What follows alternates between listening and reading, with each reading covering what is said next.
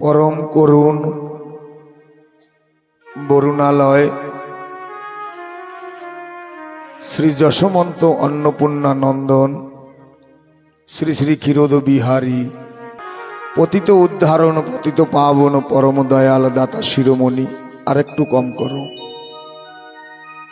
रिपिटटा कम करो मुक्ति बारिधि श्री गुरुचाँदेर महा अनुकम्पाय श्री श्री शांति हरिर अहैतुकी करुणाय এই ভজননিষ্ঠ সন্ধ্যায় ছত্রিশগড় রাজ্যে কাঙ্কের জেলা মধ্যে পাখাঞ্জোর সমীপে টিভি ৭৩ নম্বর গ্রামে 3 দিবসীয় শ্রী শ্রী হরি লীলামৃত সুধা যজ্ঞের অমৃত যজ্ঞের এক বিরাট আয়োজন। তৎপশ্চাৎ মহোৎসব মূল শাখা ও প্রশাখা দিয়ে পঞ্চদিবসীয় এক বিরাট আয়োজনের সকল গ্রামবাসী ও দূর দিগন্ত থেকে ছুটে আসা ভক্তবৃন্দ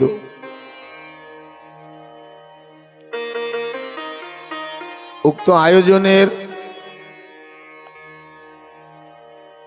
आज विश्राम दिवस।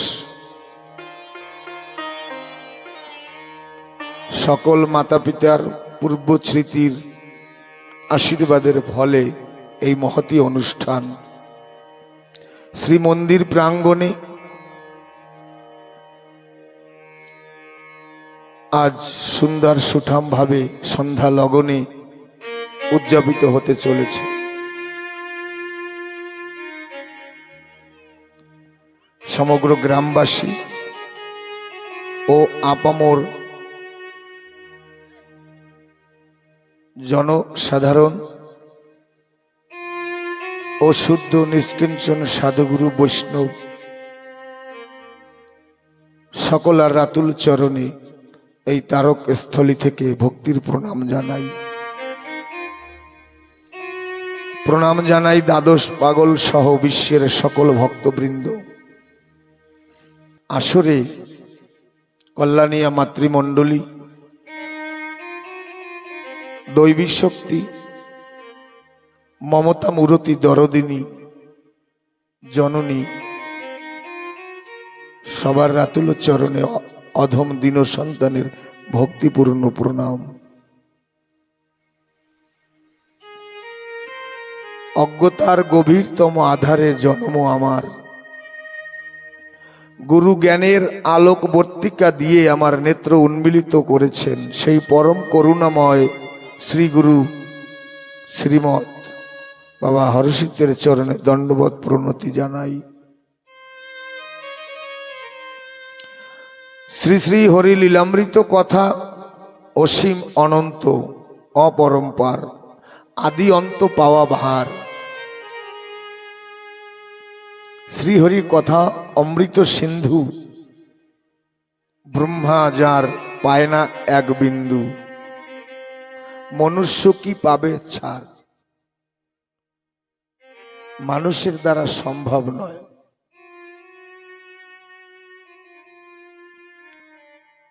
आज हरिगुरु चाँदेर चरित्र सुधा कथा आमरा शुधु आर शुधुमात्र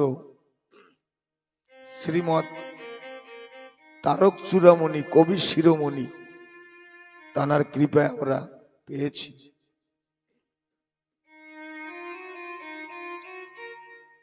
সেই तारक चाँदेर रातुल चरणे जय जय तारक चाँद चरण पूजिते साध कृपा करो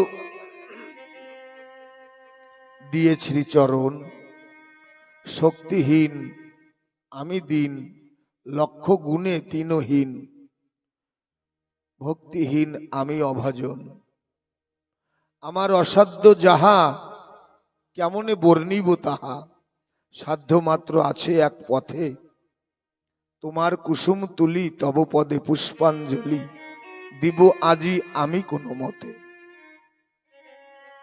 तुम्हार फूल तुम्हार स्नेह ফুলে থাকে অহরহ, সেই শুধু ভরসা আমার।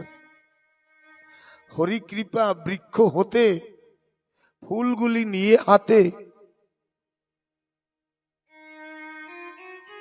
দাঁড়ালাম আমি দুরাচার, গ্রহণ করিও মোর ব্যথা ভরা আখিলোর। চরণে নোয়াইলাম মাথা, তোমার কুসুম তুলি, তোমার কুসুম তুমি তুলি লহ অন্তর জামি, নাহি নিলে মনে পাবো ব্যথা। আমায় চরণে রাখিও আজ হে তারক রসরাজ, আমি যে দীন ভিখারি।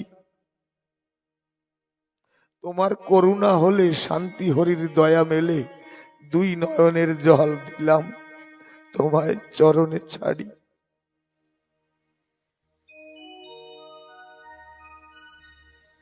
তারক চাঁদের বন্দনা করে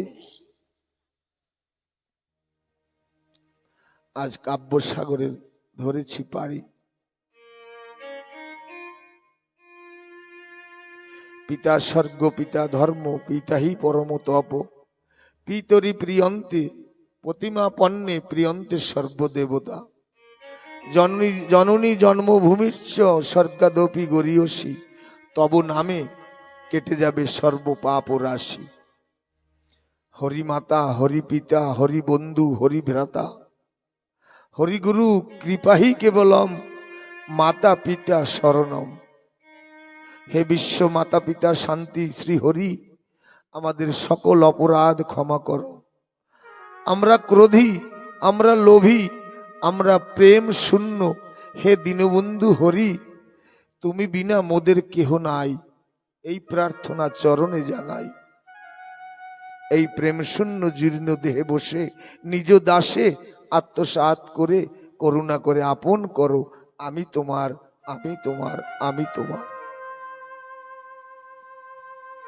আজ 3 দিন ব্যাপী এই শ্রী শ্রী হরি লীলামৃত কথা।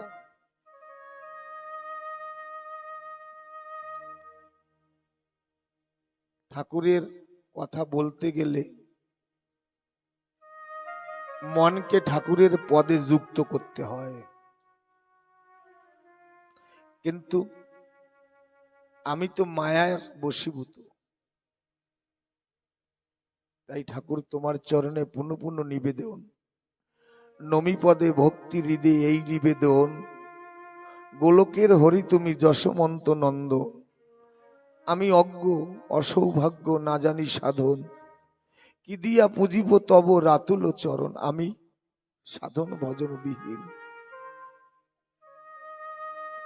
হরি তোমায় কি দিব আমি, তুমি হও অন্তর্যামী, আমার বলতে নাইকো হেন ধন। তোমার ধন তোমাকে দেওয়া, তোমার কৃপায় তোমায় পাওয়া, আমার চাওয়া করিলাম অর্পণ। আর কিছু চাই না হরি, পাই যেন চরণ তরি, অন্তিমকালে দিও শ্রীচরণ। আছো যত ভক্তগণ, পদে যেন থাকে মন, কেটে দাও মায়ারি বন্ধন। হয়ে মায়ার বশীভূত ভুলে না যাই ওই শ্রীপদ, হরি ভক্তের পদে আমার এই নিবেদন।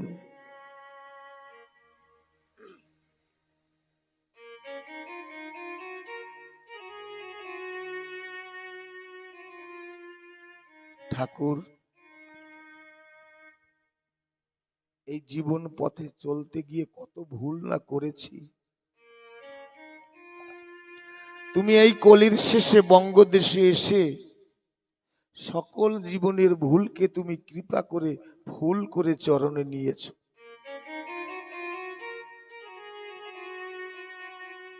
এমন কোন সাধন বল নাই যা দিয়ে তোমাকে সাজাই। জয় হরিচাঁদ, জয় গুরুচাঁদ। লীলামৃত ভক্ত চরিত্র ইক্ষুদণ্ড, হা করে গিলিলে আস্বাদ নাই। মহাজন পাশে বসে মনের হরসে চিবাইয়া খাওয়া চাই। মহাজন বলছে লীলামৃত ভক্ত চরিত ইক্ষুদণ্ড, মানে একখানা আখ, হা করে গিলিলে আস্বাদ নাই। আখ তো গেলা যায় না, চাবাতে হয়, তাহলে রস সারবস্তু পাওয়া যায়। যেমন গোমাতা সারাদিন গোচরণে তৃণ সেবা করে, খায়, রাত্রে গোয়াল ঘরে এসে উদ্গীরণ করে, উদ্গীরণ করার পরে ওই তৃণটাকে চাবায়, চাবাতে চাবাতে একটা রস উৎপন্ন হয়, রসের সঙ্গে মিশিয়ে তারপরে পুনঃ গ্রহণ করে, মানে খায়। তাই এখানে যা আমরা শ্রবণ করব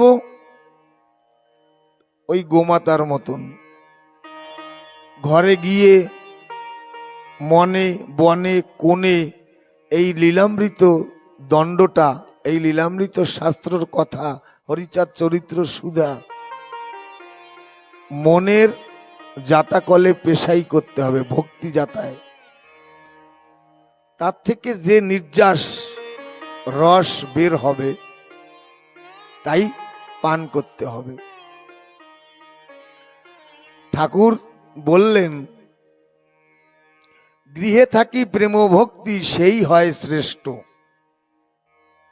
চারটা যুগের মধ্যে বিভিন্ন মত, বিভিন্ন পথে আমরা অগ্রসর হচ্ছি। কত মুনি ঋষি জন্মদাতা জন্মদাত্রীকে ভেলে শৈশবে তারা চলে যায় হিমালয়ে তপস্যা করতে। এদিকে দুঃখিনী মা ঘরে বসে ছেলের চিন্তায় সারা জীবন চোখের জলে ভাসে। এমন এমন মত পথ রয়েছে এই সনাতন ধর্মের মধ্যে, ভারত ভূমিতে অনেক অনেক মহৎগণ, মহৎ বলে তারা আখ্যা পেয়েছে, তারা নিজের মায়ের হাতের রন্ধন পর্যন্ত স্বীকার করে না। আমি সমালোচনা করছি না, এখানে আমার ঠাকুর বলছেন গৃহে থাকি প্রেম ভক্তি সেই হয় শ্রেষ্ঠ, অনুরাগ বিরাগেতে প্রেম ইষ্ট নিষ্ঠ। কেমন? সংস্কৃত মন্ত্রের দরকার নেই। যা দেবী সর্বভূতেষু মাতৃরূপেণু সংস্থিতা, দরকার নাই। কি দরকার আছে? ঠাকুর বললেন কি? অনুরাগ ভরে। ছোট্ট শিশু যেমন ধুলায় পড়ে মা মা মাগো বারংবার মা মা বলে উচ্চ কণ্ঠে চিৎকার করে, মা কর্মবন্ধন ফেলে দিয়ে ওই সন্তানের চিৎকার শুনে এসে ওই ধুলা মাখি মাটি মাখা ছেলেকে কোলে নিয়ে মাতৃত্ব প্রদান করে, এমনি অনুরাগ ভরে।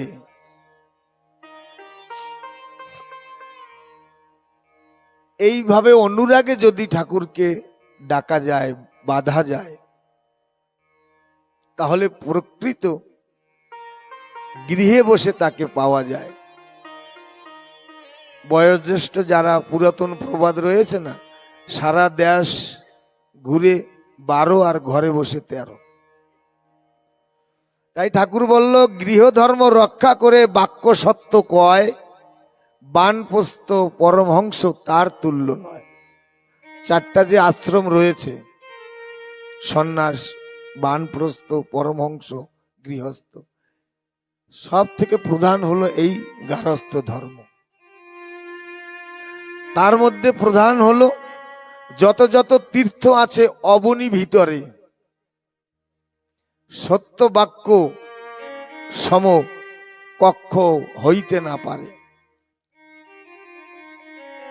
আমি গৃহে থেকে যদি হয় কারো ভাবু উদয়, সেই সে পরম সাধু জানিবে নিশ্চয়। সকল তীর্থ যিনি সত্য প্রেম পবিত্রতা নিয়ে চলে, সকল তীর্থ তাকে ঘিরে রাখে।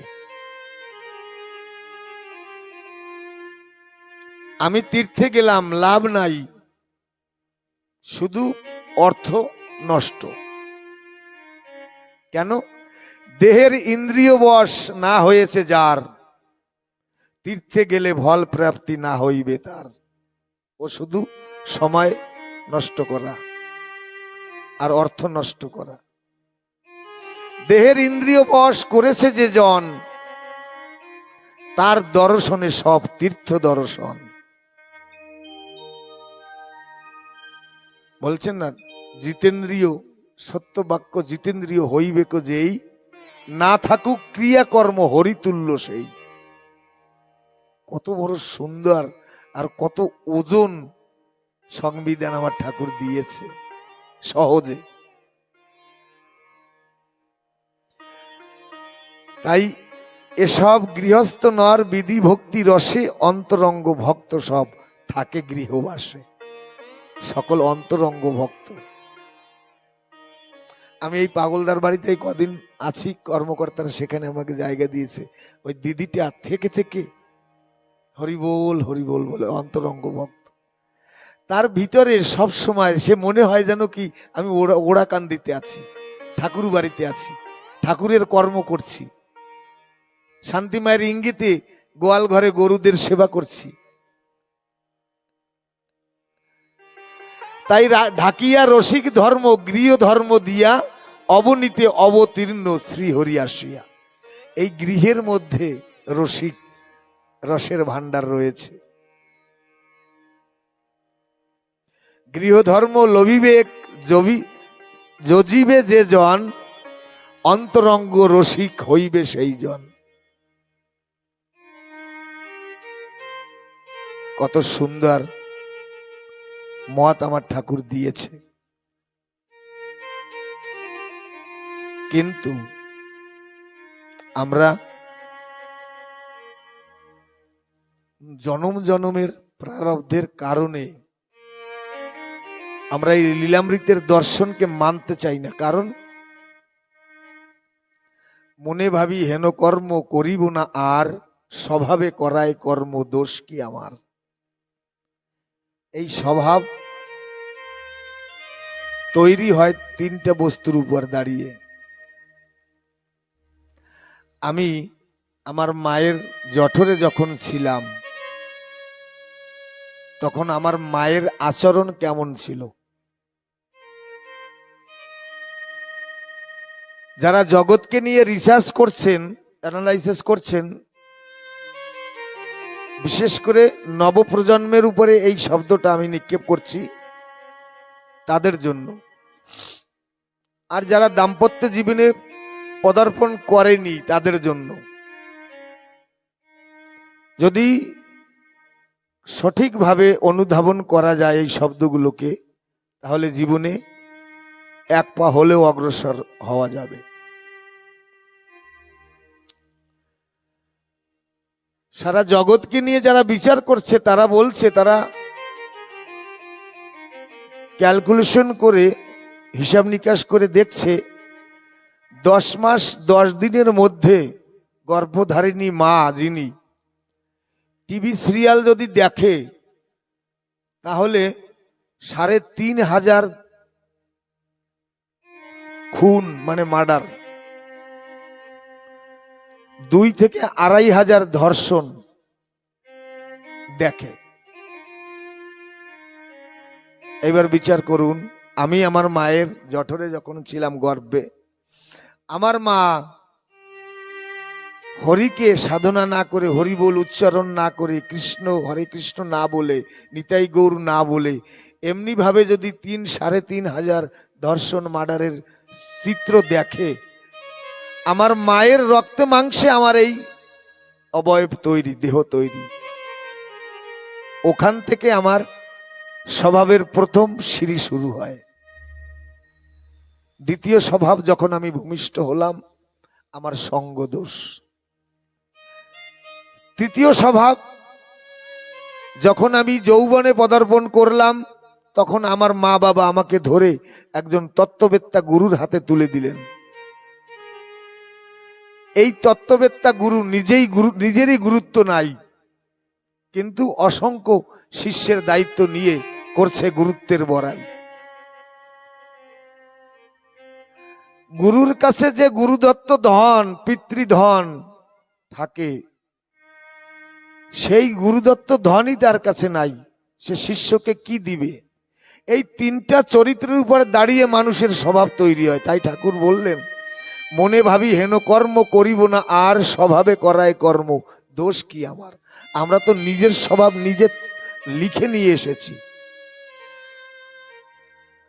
বাড়িতে নতুন জামাই এসেছে, একটাই মেয়ে, নতুন জামাই এসেছে।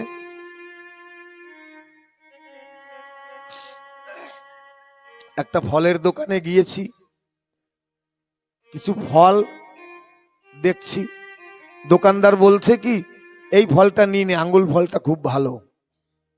বলছে ভালো? হ্যাঁ, বিশ্বাস করে নিয়ে এসেছি। এনে যখন পরিবেশন করছি জামাইকে, জামাই খেয়ে বলে টক, খুব টক লাগে আঙ্গুল ফলটা, কোন দোকান থেকে এনেছেন?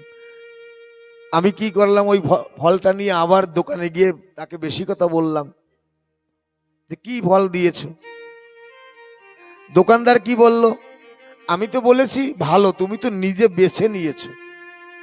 জগতে আমরা যখন এসেছি তখন এমনি নিয়ন্তা বিধি বিভিন্ন ফলের দোকান খুলে রেখেছিল, আমাকে বলেছিল তোমার যে যে ফল ভালো লাগে তুমি নিয়ে যাও। সেই ফলের দোকানটা কি? কর্মফলের দোকান। আমি আমার ওই টক আঙুর ফলের মতন ওই টক কর্মফল, মানে কুকর্মফল বেছে বেছে নিয়ে এসেছি। এই জগতে এসে যখন আমি সংকটে পড়ি, দুর্দিনে পড়ি, তখন আমি ঠাকুরকে দোষ দেই। ঠাকুর সমস্ত জীবকুলকে বলছে আমার তো দোষ নয়, আমি তো ফলের দোকান খুলে রেখে বলেছিলাম তোমাদের যে ফল ভালো লাগে সেই ফল নাও, কিন্তু তোমরা তো দুর্ভাগা, তাই দুষ্কর্মের ফল বেছে নিয়ে জগতে এসেছো, তাই দুষ্কর্ম করে আবার পুনঃ বারংবার এই জনিতে আবার আসতে হয়। তাহলে এই দুষ্কর্মের ফল, এই দুষ্প্রভাব শুধু আর শুধুমাত্র কাটে শ্রী শ্রী হরিলীলামৃত কথার প্রাঙ্গণে সাধুগুরু বৈষ্ণবের সঙ্গে বসে যদি বেছে বেছে জীবনের কর্মফল ছাঁটাই করে, শাখা প্রশাখা ছাঁটাই করে যদি ভালো ফল গ্রহণ করা যায়। কেমন? এই ফল গ্রহণ করার একটা পদ্ধতি আছে। এক মায়ের ছোট্ট একটা সন্তান, বাবা নাই, ওই সন্তানটাকে রেখে বাবা চলে গেছে। মাটা দিন দুঃখিনী।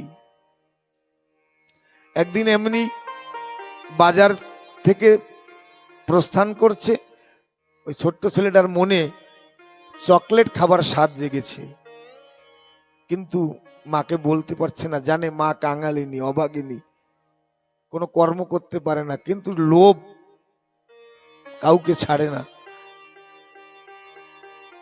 এক দোকানের সামনে দাঁড়িয়েছে, মা চোখের জল ছেড়ে দিয়ে বলছে, দোকানদার ভাই, এই ছেলেটার বাবা নাই আর আমি কোনো উপার্জন করতে পারি না, তুমি একটু দুটো চকলেট দিয়ে ওর বাসনটা পূর্ণ করো। এই কর্মফল কাটার একটা পন্থা। দোকানদার ওই বলছে, চকলেটের ওই ডাব্বাগুলো খুলে দিয়েছে মুখ, বলছে এর ভিতর থেকে তুমি নিয়ে নাও। ছোট্ট ছেলেটা নিচ্ছে না,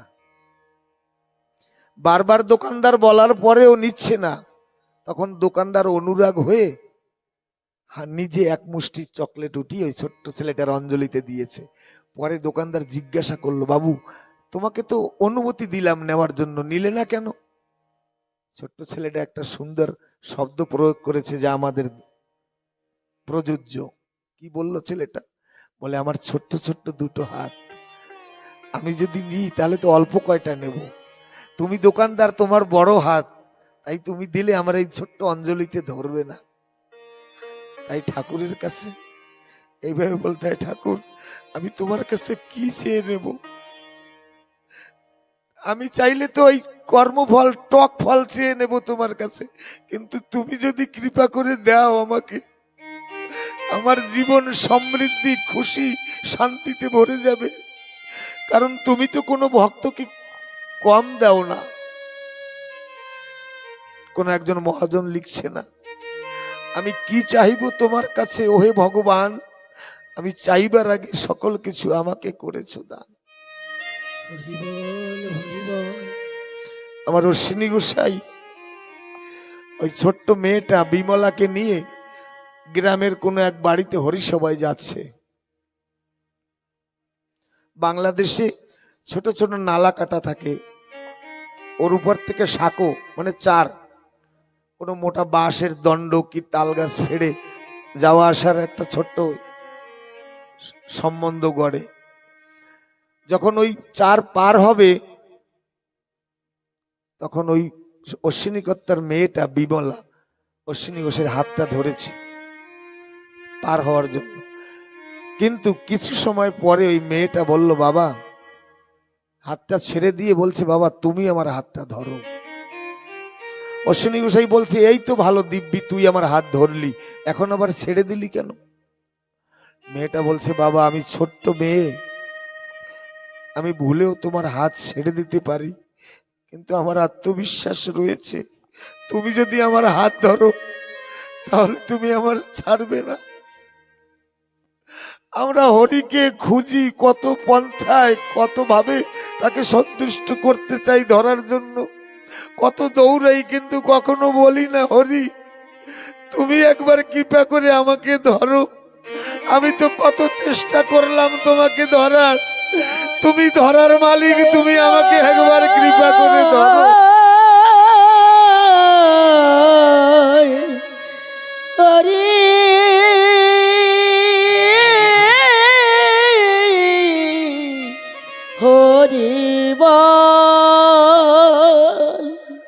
এই গ্রামবাসী কর্মকর্তারা তাদের কর্মফলকে পরিবর্তন করেছে, তারা বুঝতে পেরেছে যে ঠাকুর তোমাকে ধরার কত চেষ্টা করেছি, তুমি ধরা দাওনি। তাই আমিত্ব স্বামিত্ব তুমি সর্বমূলাধার, তুমি যদি সর্বমূলাধার হও, তুমি কৃপা করে আমাদের ধরো, আমাদের ধরে আমাদের এই টক রূপী কর্মফল কেটে সাধুগুরুর সান্নিধ্যে সাধুগুরুর সংস্পর্শে আমাদের কর্মফল মধুময় করে দাও। যদি কোনো ভক্তের দুরারোগ্য ব্যাধি হয়, ঠাকুরের কাছে মানসিক করে সেই ব্যাধি মুক্ত হয়, তাহলে ঠাকুরের কৃপা ধন্য মানুষ কিন্তু ওই ব্যাধি মুক্ত যে ভক্ত। তাই যারা এই লীলামৃতের আয়োজন করেছে তারা নিজের ব্যাধি ঠাকুরের কৃপায় সেরে, তাদের ভবব্যাধি সেরে তারা মুক্ত হয়েছে। বলছে না, ভবব্যাধি সারবি যদি নাম ঔষধি কর গ্রহণ, আছে গুরুর কাছে নাম ঔষধি নিরবধি কর গ্রহণ। এই নাম ঔষধির দোকান আগামী দিনে শুরু হবে এখানে। হরিনাম ঔষধির যে দোকান, কর্মকর্তারা তার করেছে বিধান, আগামী দিনে সেই দোকান খুলবে। মায়েরা ঠিক উষা লগনে আমার যুগলকে, শান্তি হরিকে, গুরুচাঁদ সত্যভামাকে, দ্বাদশ পাগলকে, বিশ্বের সকল মতপথের ভক্তবৃন্দকে নিমন্ত্রণ করবে। উষা লগনে ঈশান কোণে দাঁড়িয়ে চোখের জল দিয়ে ভক্তি দেবীকে নিমন্ত্রণ করবে, মা ভক্তি দেবী, কামনা, গঙ্গা, আমরা আসছি তোমাকে নিতে। এই সকল প্রেমের দোকানদারকে সকলে আহ্বান করে কালকে এখানে হরিনামের ঔষধের দোকান খোলা হবে। কত মহাব্যাধিযুক্ত ভক্ত এখানে আসবে, এখানে এসে হরিনাম উদ্দণ্ড খোলায় গড়াগড়ি দিয়ে দেহের সকল ত্রিতাপ জ্বালা দূরীভূত করবে। গুরুচাঁদ ঠাকুর যখন ছোট্ট ছিল, গভীর নিশীতে দেখে হরিচাঁদ ঠাকুর ওরাকান্দি যেখানে লক্ষ লক্ষ মতুয়ারা হরিনাম করতেন সেখানে পায়চারি করছে। ওই ছোট্ট গুরুচরণ বলছে, বাবা তুমি এত রাত্রে এখানে ঘোরাঘুরি করছো? বলছে, এই যে জায়গাটা এখানে লক্ষ লক্ষ মতুয়ারা হরিনাম করে, আমি যখন থাকবো না তোকে একটা বিধান আমি দিয়ে যাই, একটা প্রেসক্রিপশন দিয়ে যাই তোকে। গুরুচরণ বলছে, বলো বাবা। বলে, যখন যখন তোর এই বুকে যন্ত্রণা হবে তখন যেখানে মতুয়া ভক্তরা, আমার ভক্তরা হরিনাম করে মাতোয়ারা হয়, সেখানে এসে সেই চরণ ধুলিতে একটু গড়াগড়ি দিবি, দেখবি তোর সকল জ্বালা দূরীভূত হবে। সেই বাজার, সেই প্রাঙ্গণ কাল হবে, সেই হরিনাম যেখানে হবে সেখানে এসে যদি মন খুলে গড়াগড়ি দেওয়া যায়, সকল তিতাব জ্বালা দূরীভূত হবে।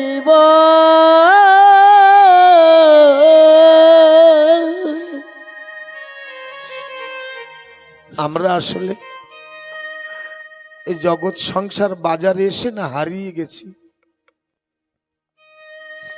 একটা ছোট্ট ছেলে বায়না ধরেছে, বাবা আমি বাজারে যাব। বাবা বলছে, না রে, বড় জনসংখ্যা সমূহ বাজার, ওখানে তুই ছোট্ট মানুষ গেলে হারিয়ে যাবি। বলছে, না আমি যাব। এখন পিতৃস্নেহে বন্ধন রয়েছে, ও ছেলেটার বায়না রক্ষার্থে ছেলেটাকে কাঁধে নিয়ে বাজারে রওনা দিয়েছে। কিন্তু অসংখ্য মায়ার ভিড়ে বাজারে গিয়ে লোকের ভিড়ে ওই ছেলেটা না হারিয়ে গেছে।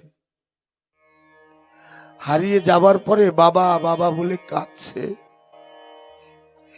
কিন্তু যার হারিয়ে যায় সে জানে হারানোর জ্বালা, যার জগতে হারায়নি সে জানবে না। ওরে ব্যথা বোঝবার কি আর ব্যথিক আছে? ও যার বুকের মানিক হারিয়ে গিয়েছে, যার বুকের মানিক হারিয়ে গিয়েছে সে হারানোর ব্যথা বোঝে। ওই ছেলেটা বাবা বাবা বলে চিৎকার করছে, এমন বান্ধব নেই যে কেউ এসে ওকে একটু সান্ত্বনা দেবে। কিন্তু জগতে সহৃদয় তো ব্যক্তি আছে, না হলে সাধু মানুষও তো আছে। আমার দলে একজন মাস্টার কিবোর্ড বাজায়, ওর পায়ে ব্যথা। ওই বাড়ির মাটা দণ্ডে দণ্ডে গিয়ে শোনে, কেমন হয়েছে তোমার ব্যথা, কেমন হয়েছে তোমার ব্যথা। ছেলেটাকে বলছে, ও বাবু ওর একটু পায়ে তেল মালিশ করে দে। এমন দরদি মানুষও তো আছে। আমার মনে হয় আমার ওই গোপাল মাস্টার ওই মায়ের পেটে জন্মগ্রহণ নেয়নি সত্য, কিন্তু মায়ের যে মাতৃত্ব, জগৎ সকল সন্তানকে মা নিজের পেটের সন্তান ভাবে। এমনই একদিন সহৃদয় দোকানদার এসে বলছে, বাবু তুই কাঁদছিস কেন? বলছে, আমার বাবা হারিয়ে গেছে। বলছে, বাবা হারায়নি, তুই হারিয়ে গেছিস।